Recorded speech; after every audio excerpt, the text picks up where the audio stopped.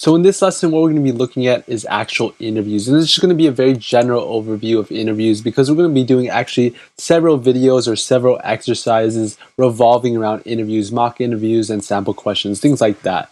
So just very basically, just a very general lesson overview is we're going to be looking at the different types of interviews because believe it or not, there's not just one type of interview anymore.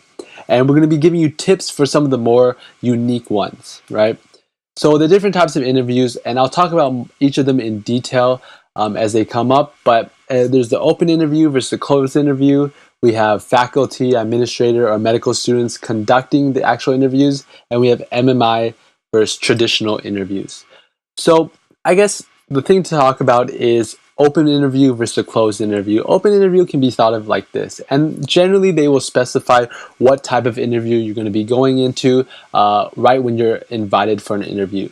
So very generally, open interview is they will tell the actual interviewer everything. You know, they'll have access to your name, your personal statement, your secondaries, your 15 experiences, things like that. In a closed interview, it's the exact opposite.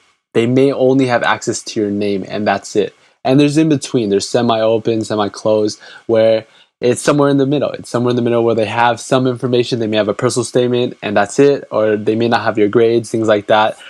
A lot of times what they do is they give medical students, they don't give you their grades, or they don't give any of the faculty, administrator, or medical students your grades because it's called the halo effect in their opinion, is that as soon as they see an individual with very good grades, they automatically assume that they're going to be a perfect match for the school. And as soon as they see a student with bad grades, they automatically assume that they're not going to be a good match for their school.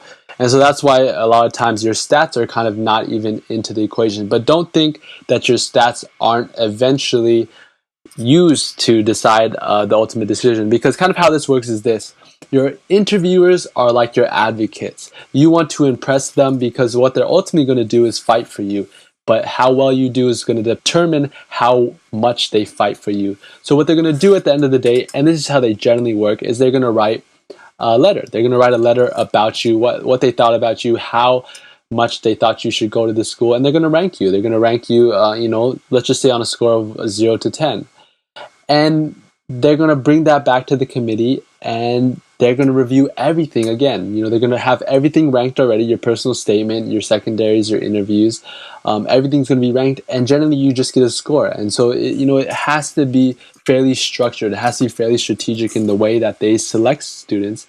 And it's, based on a score of what they feel like they got from each of the different things that you provided. So, that's not entirely always the case of how it works, but that's a very general overview of how the interview process does work. Don't think that if you mess up on the interview, it's automatically over. MMI versus traditional interview. So traditional interview are those open or closed interviews, just a normal type of interviews. MMI is a multi-step interview.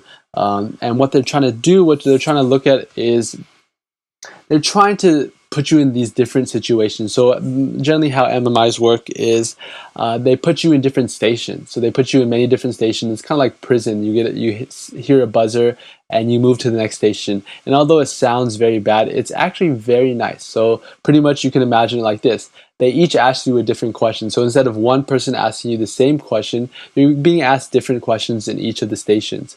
One thing that's good is it allows it to be more controlled. If one person's asking the same question to each of the different students, you have no bias, right? They get to hear all the different types of answers, so they know which one. They can easily rank that, right? But what they're also doing is they're going to throw different questions at you. They're going to throw different scenarios at you.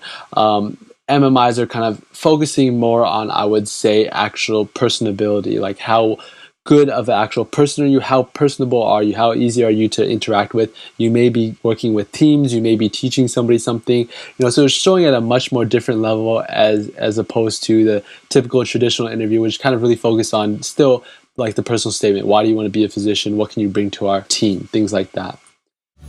For more educational resources, like our medical ID cards, check out medicalbasics.com.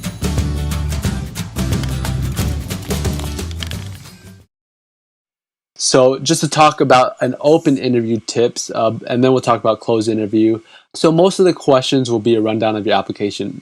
Simply put, they'll pretty much be picking the most memorable experiences that you have, the 3 most memorable experiences that you had, and having you explain all of them. Because it's an open interview, they've got the time to read through your application, and so they have questions for you, preset questions that they have for you. And so one thing to note is that you really need to know your application like the back of your hand, because they're going to be asking you pretty much solely on your application itself. Really, they'll be asking you, questions where they were stuck on, what did you mean by this, or could you expand on this, or I just am interested in this, talk about this a lot more. And so you have to know your application like the back of your hand. But one thing that you have to know is don't expect them to know your application at all. Don't even expect them to have read it.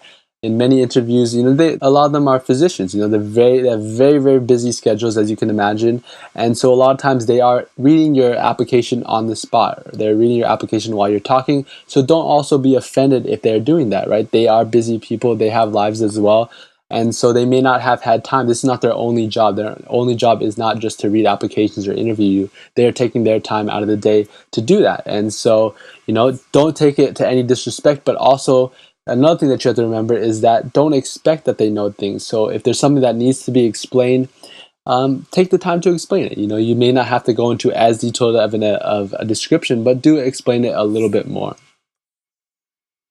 Closed interview tips. So you control what you talk about. So that's one of the great things about this. Some people really like closed interviews. Some people hate closed interviews. But one of the things is you control your destiny. So you control what you want to talk about, because they have no idea anything about you. All they really know is your name. Sometimes they know a little bit more than that, but generally, let's just say they only know your name. So you control what you want to talk about. If you want to talk about just one experience in great detail, if you want to portray yourself, you shouldn't portray yourself in any different way that you have portrayed yourself in your personal statement or your secondaries or anything like that. But if you want to focus more heavily on a certain aspect, then you can do that, right? And chances are you'll be asked the dreaded question that a lot of people don't like is, so tell me about yourself. And the reason why people don't like that question is because it's very broad. It's very broad, and there's a lot of things that you probably want to talk about, but you don't really know what you should talk about simply because it's too open-ended. So some people don't like too much flexibility or too much freedom, but be prepared for that question, because it's an easy opener for them to ask you, simply because that will lead on to more questions that they may have for you. And you will have to explain everything. So make sure you can easily explain your experiences, your activities, or whatever you want to bring up. I guess in regards to MMI tips, so this is one of the most important things, is that they're selecting for extroverts.